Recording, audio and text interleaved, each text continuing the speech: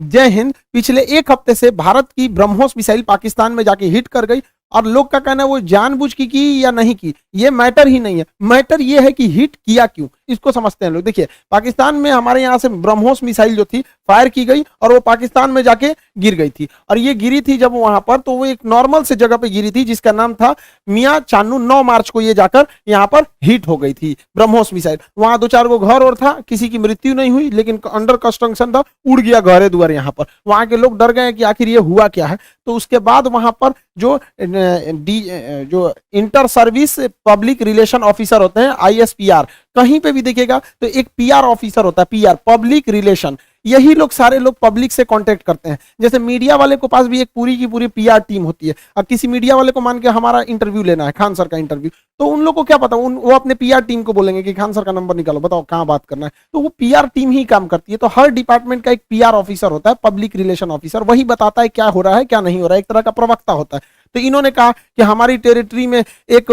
पता नहीं अनआइडेंटिफाई कोई ऑब्जेक्ट घुस गया, 4 मिनट तक उड़ते रहा, प्रोजेक्टाइल था, वो आया गिर गया, किसी की जान माल की क्षति नहीं हुई है, हमने उसे पूरी रडार में ट्रैक किया, आके वो यहाँ पे गिर गया। ये इन लोग का स्टेटमेंट था। एक्चुअली में हुआ क्या था कि भारत से मिसाइल लॉन्च किया गया था, लेकिन ये दोनों देशों में विवाद न हो जाए इसलिए भारत सरकार के पहले से एक समझौता है 1999 का। 21 फरवरी 1999 में अटल बिहारी वाजपेयी और नवाज शरीफ के बीच में एक लाहौर एग्रीमेंट साइन हुआ था, लाहौर डिक्लेरेशन। इसमें कहा गया था कि अगर दोनों सेनाओं की ओर से अगर कभी भी गलती से कोई मिसाइल या हमला हो जाता है तो वो लोग हॉटलाइन पे बात करके इसका कंफर्मेशन कर देंगे कि जानबूझ के किया गया या गलती से हुआ है, इसकी अवगत करा दिया जाएगा। तो उसके लिए भारत की ओर से हॉटलाइन पे बात करके बता दिया गया पाकिस्तान को 2 दिन बाद कि भैया हमारी ओर से गलती से चला है।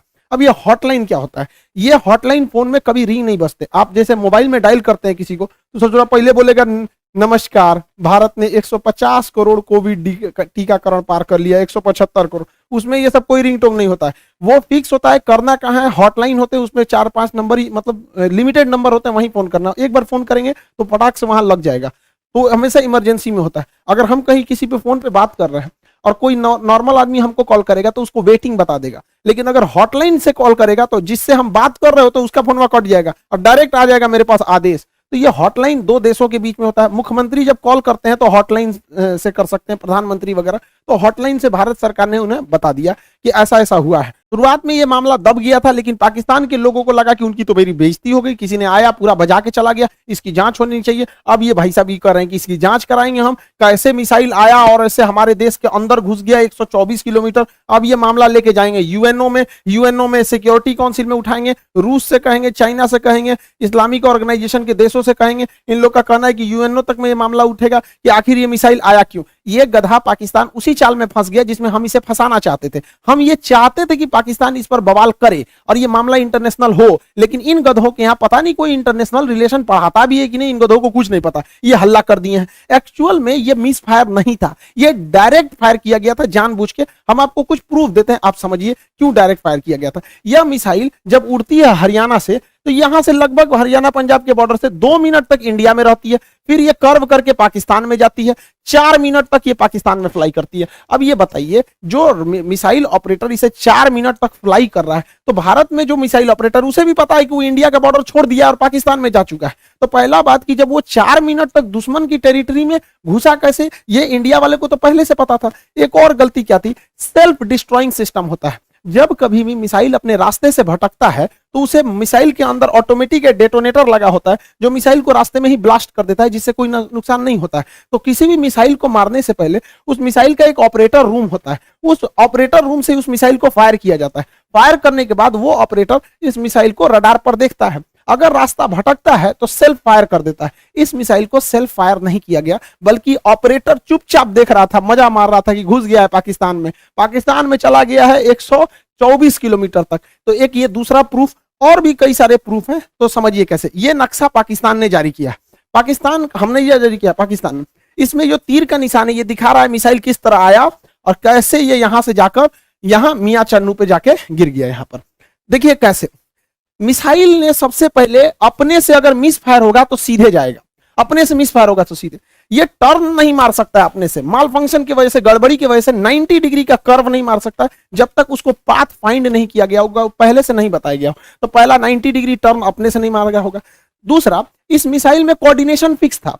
किसी भी मिसाइल को मारने से पहले उसका जीपीएस लोकेशन कोऑर्डिनेशन फिक्स किया जाता है कि यहीं पर जाना है, लेकिन इसमें कोई बारूद नहीं था। देखिए अमूमन यही होता है कि पहले उसमें बारूद यानी वारहेड भरा जाता है, पहले उसमें वारहेड भरा जाता है, तो इसमें वारहेड था नहीं। जब वारहेड भर दिया जाता है तब उस मिसाइल में फीड किया जाता है कि इस मिसाइल को जाना कहाँ है, तो इस मिसाइल में जाना कहाँ है ये फीड कर दिया गया था और वारहेड नहीं फीड किया गया था। और जाना भी कहाँ है, मियां चन्नू पे। यहां ना कोई स्ट्रेटेजिक लोकेशन है, ना कोई सेना का स्कूल है, कुछ भी ऐसा नहीं है। जानबूझ के भारत ने मिसाइल का वारहेड हटाया कि किसी की जान माल की हानि ना हो, और ऐसे जगह को चुन लिया जहां कोई स्ट्रेटेजिक महत्व नहीं है कि बवाल ना होगा, बस हमें मिसाइल घुसा के बवाल करना था, भयंकर बवाल नहीं कराना था। एक और देखिएगा, इस मिसाइल को अगर देखेंगे तो 104 किलोमीटर से ज्यादा ये भारत में रही है, 124 किलोमीटर गई है, उसके बाद भी ये एक्स्ट्रा गई है, यानी इस मिसाइल की रेंज जो थी वो 290 किलोमीटर ही है।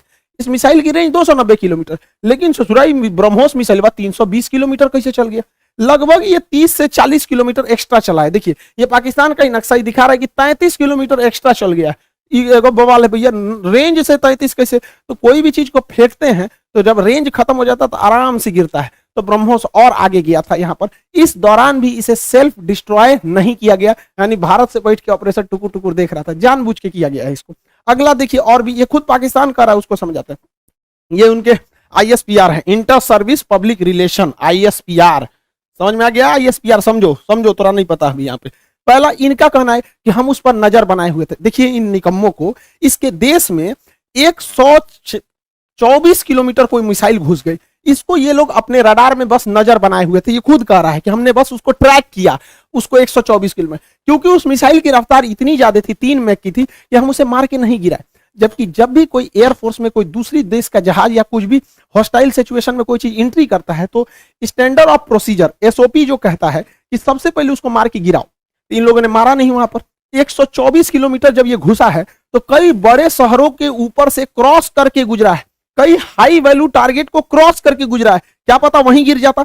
तो इससे यह साबित हो जाता है कि इनके पास ब्रह्मोस को मार के गिराने की क्षमता है ही नहीं, वरना इतने हाई वैल्यू टारगेट के ऊपर से गया है, वहीं गिर जाता तब क्या हो जाता। ब्रह्मोस न्यूक्लियर कैपेबल मिसाइल है, यानी इनके देश के ऊपर से इतनी बड़ी मिसाइल चली गई। ये लोग केवल और केवल बेशरम लोग कह रहे हैं कि हम उसे ट्रैक कर रहे थे। करते रहो ट्रैक, यहां से इतना डिग्री कर्व मार के तुम्हारे यहाँ आके गिर गया। पाकिस्तान इसे मार के गिरा भी नहीं सकता, क्योंकि ब्रह्मोस 3 मैक से चलती है। इसके पाकिस्तान के पास चाइनीज रडार है, इन चाइनीज रडार की हेल्प से इसके पास 2 तरह के मिसाइल क्षमता है। एक HQ-7 है, ये 30 से 40 किलोमीटर की दूर की मिसाइलों को मारता है। एक HQ-9 है, ये लगभग 150 किलोमीटर मार सकता है। ये दोनों चाइना का है, इस सबको पता नहीं चला कहाँ चल गया यहाँ पे, इन सब किसी काम का नहीं। अब इससे चाइना भी घुस आया है, क्योंकि उसका ऑर्डर दे रखा था। चाइना पूरी दुनिया को ऑर्डर दिया था कि भैया हमारा HQ-9 डिफेंस सिस्टम बहुत अच्छा है, ले लो। अब पूरी दुनिया ने उसको ऑर्डर कैंसिल कर दिया कि सोचा तोरा कोने काम का मिसाइल है। भारत का ब्रह्मोस घुस गया है वहां पर, अब ये घुस आया है पाकिस्तान के ऊपर, कि सोचा तो पाकिस्तान इसको कह रहा है तोरा मिसाइल फायर नहीं हुआ तो हम क्या करें। अब फिलीपीन ने ऑर्डर दे दिया था ब्रह्मोस को, अब वियतनाम भी कह रहा है हमको भी चाहिए, इंडोनेशिया कह रहा है हमको भी चाहिए, ताइवान कह रहा है हमको भी चाहिए। अब ब्रह्मोस एकदम जबरदस्त है यहाँ पर। अभी भी किसी को डाउट होता है कि भारत से मिसाइल गलती से छूट गई है, अभी भी मन में डाउट है तो दिमाग लगाइए। हम आपको मिसाइल छूटने के 10 दिन पहले अपना एक वीडियो का छोटा सा क्लिप बना दिखाते हैं, जो यूक्रेन मुद्दे पर बताए थे। उसको जरा ध्यान से देखिए और दिमाग लगाइए, आपको खुद पता चल जाएगा कि भारत ने मिसाइल जानबूझ के मारा था। इस दुविधा में हम लोग हैं कि अमेरिका का साथ दें कि रूस का साथ दें। इसके लिए सबसे अच्छा रास्ता क्या होता है समझिए। मान के चलिए हमारे 2 बहुत करीबी आदमी हैं, उन दोनों का बियाह पड़ गया, वो कह रहा है कि हमरे बियाह में आना, वो कह रहा है हमरे बियाह में जाएगा, तो भैया हम एक में जाएंगे तो दूसरा से संबंध खराब हो जाएगा। एक काम करते हैं, वही दिन हम अपने बियाह कर लेते हैं, बातें खत्म हो जाएगा, भैया हम अपने बियाह में बिजी थे। इसी वजह से सबसे अच्छा तरीका है, ना हम रूस के फेवर में जाएंगे और ना ही हम अमेरिका के फेवर में जाएंगे। सबसे अच्छा तरीका है मोदी जी को अपनी सेना को बोलिए कि गलवान घाटी में 2 किलोमीटर आगे घुस जाए। गलवान घाटी में जैसे 2 किलोमीटर आगे घुसेगी, लड़ाई तो करना नहीं है, उलझा के रखना है। 2 किलोमीटर जहां आगे घुसेगी उधर से चाइना वाले घुस जाएंगे, फिर वैसे ही स्टैंड ऑफ हो जाएगा। 2-3 महीना चलेगा, अमेरिका कहेगा ए बोलना रे रूस को, हम कुछ करे, हम तो खुदे लड़ रहे हैं चाइना से यहाँ पे, तो हम दोनों शांत के शांत रहेगा। आपको क्या लगता है भारत को इधर उलझा देना चाहिए कि नहीं देना चाहिए? वरना आप मना करेंगे तो कोई ना कोई देश इस तरह से आपको कहेगा कि भैया हमारा साथ दो। उससे अच्छा हम खुद उलझे हुए हैं, बातें खत्म। अब समझ में आ गया। हम लोगों को इस इंटरनेशनल कचड़ा में नहीं पड़ना था कि रूस का साथ दे, कि यूक्रेन का दे, कि नाटो का, कि अमेरिका का। इसलिए हम खुद बोले थे कि भारत को कहीं ना कहीं हमला कर देना चाहिए, ताकि हम लोग खुद ही इंटरनेशनल प्रेशर से बच जाएं। आज पूरी दुनिया नहीं करिए कि आप हमें जेलेंस्की का साथ दीजिए, नाटो का साथ दीजिए, कुछ नहीं कर रहा है। अब हम लोग यूक्रेन मारने से हट गए हैं क्योंकि पाकिस्तान इसे इंटरनेशनलाइजेशन कर रहा है और हम लोग बच गए यहाँ पे। मोदी जी कभी कभी मेरी बात मान लेते हैं, कभी मान लेते हैं कभी कभी, लेकिन बहुत कभी कभी बहुत बवाल के बाद मानते हैं। अभी देखिए पिछली बार रेलवे में पूरा बवाल हुआ, तब जाके उन्होंने अपना नोटिफिकेशन जारी किया, उसमें भी 2-4% इधर उधर करिए दिए हैं वहां पर भी रेलवे वाले में। और एयरफोर्स की वैकेंसी अभी रिजल्ट अभी तक रोक के रखे हैं। भैया ये एयरफोर्स वाले हैं, इन लोग को पढ़ा पढ़ा हम लोग बैठे हुए हैं, भेजिए, उड़ाए सब जहाज, मारे सब यहाँ पर। कितना लोग को हम लोग रोक के रखे यहाँ पर, तो कम से कम एयरफोर्स की तो रिजल्ट हुआ क्लियर करना चाहिए। मान जाते हैं मोदी जी बतिया, जैसे हमला करने वाला कैसे बोले 10 दिन में मान गए यहाँ पर, तो कभी कभी मानते हैं, कभी कभी नहीं मानते। अब पाकिस्तान धमकी दे रहा है कि हम इस मिसाइल का रिवर्स इंजीनियरिंग कर देंगे। दूर बैल कहीं का रिवर्स इंजीनियरिंग करेगा। जब भारत ने इतना स्ट्रेटजी बना के मारा था, तो देखिए रिवर्स इंजीनियरिंग में जहाज का मेन चीज क्या होता है, उसका इंजन, पूरा इंजन तबाह हो गया, इंजन पूरी तरह तबाह हो गया। जो सीकर होता है, जो रडार होता है आगे, वो जहाज के अगवे लगा रहता है, वो थुथुर में पूरी तरह से उधिया गया है यहाँ पर। इसका जो सॉफ्टवेयर है, बिना सॉफ्टवेयर का जहाज उड़बे नहीं करता है, बिना सॉफ्टवेयर का मिसाइल नहीं उड़ सकता है, मोबाइल काम ही नहीं करता बिना सॉफ्टवेयर के। इनके सॉफ्टवेयर कहाँ है? तो अभी भी मिसाइल को देखिए, मिसाइल अपने से डिस्ट्रॉय नहीं हुई है, जानबूझ के इसे छोड़ा गया। तो पाकिस्तान कर रहा है, ये किस धातु का बना है ये हम पता कर लेंगे। रे ससुराल लोल, अगर तुम ये पता कर लेगा किस धातु का है, तो तुम अभी तक बना चुका रहता कि किस धातु का है। धातु पता करके बता, इंटरनेट पे मिलता है, हमरा से पूछ लियो, आके हमसे पूछ लियो। केमिस्ट्री में जब मेटलर्जी चैप्टर पढ़ाएंगे ना, धातु कर्म चैप्टर पढ़ाएंगे, धातु शोधन, सांद्रण, निस्तापन, भंजन, वहीं बता देंगे मेटलर्जी में तुमको। ब्रह्मोस का खोजेंगे लोल कहीं का, कौन सी बचल है ब्रह्मोस में? कुछ नहीं मिलने वाला है। लेकिन हाँ, ये बवाल कहेगा हमने ब्रह्मोस का कॉपी बना लिया, अमेरिका के टॉमहॉक का हमने कॉपी किया था, हमने कॉपी बना लिया। ऐसा कुछ कॉपी नहीं बना पाएंगे, क्योंकि बहुत ही टफ इंजीनियरिंग होती है इसके अंदर।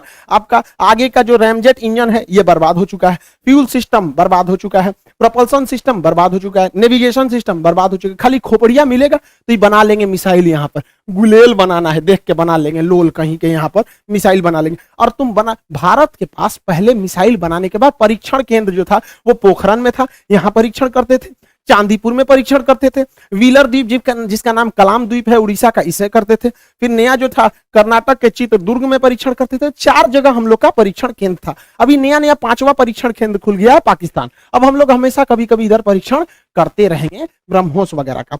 और पाकिस्तान का नया सरदर जो है ब्रह्मोस जो है, वो नेवी से तो मार ही सकता है, एयरफोर्स से मार ही सकता है, जमीन वाला तो अभी ये मार के गया है। इसका नया खतरनाक वर्जन ब्रह्मोस 2 आ रहा है, जो 800 किलोमीटर मारेगा। यानी पाकिस्तान में बैठे बैठे पाकिस्तान हेल के, अफगानिस्तान है के, कजाकिस्तान चल जाएगा वहां पर। ब्रह्मोस 2 आ रहा है, इसका बाप है ये ब्रह्मोस का। अभी इसी से नहीं लड़ पाए तो दादा आ रहा है। दूसरा ब्रह्मोस NG आ रहा है, बहुत हल्का रहेगा और बहुत दूर तक मारेगा। तो तुम ससुरे, एक तो तुम्हारे बाप के बस की बात है नहीं रिवर्स इंजीनियरिंग, क्योंकि बचा ही कहां है। अगर उस तरह से देखिएगा तो हम तो वियतनाम को, फिलीपीन को बेचे हैं, वही बना ले रिवर्स इंजीनियरिंग। रिवर्स इंजीनियरिंग इतना आसान है तो हम लोग राफेल खरीद के लाए हैं, नहीं बन जाएगा। तुम्हारा रिवर्स इंजीनियरिंग इतना तगड़ा है तो अमेरिका से तुम F-16 जहाज खरीदे हो, तुम उसको 20 साल से उड़ा रहे हो। अब बैल आज तक तुम अपने जहाज J-17 का एक तो इंजन नहीं बना पाए, कौन सी रिवर्स इंजीनियरिंग करते हो? मनोवैज्ञानिक दबाव बनाओगे कि हमारे पास ब्रह्मोस 2 आ गया, ब्रह्मोस का कॉपी आ गया है, तो जो एकरे बस का कुछ नहीं है। ये बस मेकअप करेगा, चौथे शादी की तैयारी करेगा। ये आंटी जी खैर चाचा है, कोई बात नहीं, हम क्या करेंगे। बैल कहीं का, तुम सुधर जाओ, ऐसा कुछ नहीं होने वाला है यहाँ पर। इसलिए रिवर्स इंजीनियरिंग नहीं हो पाएगी। इसको 1 साल से हम समझा रहे हैं, नहीं समझ पा रहे हैं यहाँ पर। इससे कोई रिवर्स इंजीनियरिंग नहीं होगी। अब आप समझ गए होंगे, भारत ने जानबूझ के मारा था यहाँ पर ब्रह्मोस। इसी बहाने ब्रह्मोस का सक्सेस भी हो गया, डिमांड भी बढ़ गया। और आप लोग का जो बैच था इकोनॉमिक्स था, लगभग इसमें एडमिशन क्लोज हो चुके होंगे इकोनॉमिक्स में, क्योंकि सर्वर में जगह नहीं है। LDC वाला बैच है, इसमें GS भी है, मैथ भी, रीजनिंग भी, इंग्लिश भी। SSC CHSL का है, उसका टारगेट बैच स्टार्ट हो चुका है आप लोग के लिए बहुत जल्दी। अभी आप उसको ऑनलाइन देख सकते हैं। मैथ का क्लास भी PK सर स्टार्ट कर दिए, पूरा फाउंडेशन से एकदम लो फीस रखा गया है। वैसे बच्चों के लिए जो हाई फी नहीं दे सकते हैं, अभी वो 10 दिन क्लास ऐसे करके देख सकते हैं। उसको एकदम नॉमिनल है, जो मतलब हमारा तो पूरा उद्देश्य ही रहता है कि गरीब से गरीब तक को शिक्षा दी जा सके। आई होप आप पूरा इंसिडेंस को समझे होंगे। जिन बच्चों को एडमिशन लेना होगा वो ले लेंगे। मिलेंगे नेक्स्ट क्लास में। जय हिंद।